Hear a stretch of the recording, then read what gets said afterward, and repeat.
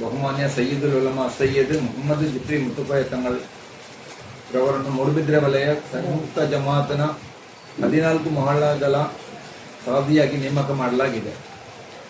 ಈ ಮಹತ್ವದ ನೇಮಕದ ಅಂಗವಾಗಿ ಸಾದಿ ಸ್ವೀಕಾರ ಸಮಾರಂಭವು ಆಗಸ್ಟ್ 18ರ ಮಂಗಳವಾರ ಸಂಜೆ 3 ಗಂಟೆಗೆ ಬದ್ರಿಯಾ ಜುಮಾ ಮಸೀದಿ ಗಂಟಲ್ಕಟ್ಟೆ ವಠಾರದಲ್ಲಿ ಅತ್ಯಂತ ವಿಜೃಂಭಣೆಯಿಂದ ನಡೆಯಲಿದೆ.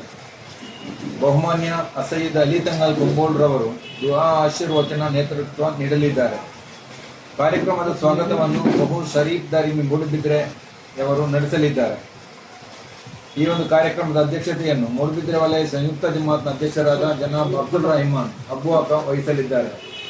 ಅದೇ ರೀತಿ ಸಮಸ್ತ ಕೇಂದ್ರ ಮುಷಾವರಾ ಸದಸ್ಯರಾದ ಬಹುಮಾನ್ಯ ಶೇಖುನ ಎ.ವಿ. ಅಬ್ದುಲ್ ರಹಮಾನ್ ಮುಸ್ಲಿಯಾರ್ ಅವರು ಕಾರ್ಯಕ್ರಮದ ಉದ್ಘಾಟನೆ ನಡೆಸಲಿದ್ದಾರೆ.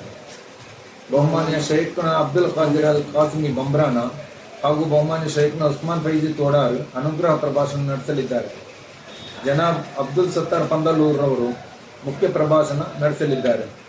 ಅದೇ ರೀತಿ ಬಹು ಸಯೀದ್ ಝೈನುಲಾಬಿದ್ದೀನ್ ತಂಗಲ್ ಬೆಳ್ತಂಗಡಿ, ಬಹು ರಫೀಕ್ ಅಹಮದ್ ಉದವಿ ಕೋಲಾರ ಆಶಂಸ ಪ್ರಭಾಷಣ ನಡೆಸಲಿದ್ದಾರೆ.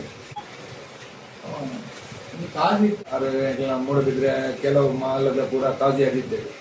6 ತೀರ್ದು 6ನ ತೆರವಾಯಿನ ಸ್ಥಾನಗಳು ಕಾಜಿಯಾಗಿ 14 ಜಮಾತ್ ದಾಖಲು 6ನ ಮೇರನೆ ಕಾಜಿಯಾಗಿ ಸ್ವೀಕಾರ ಮಾಡಬಹುದು.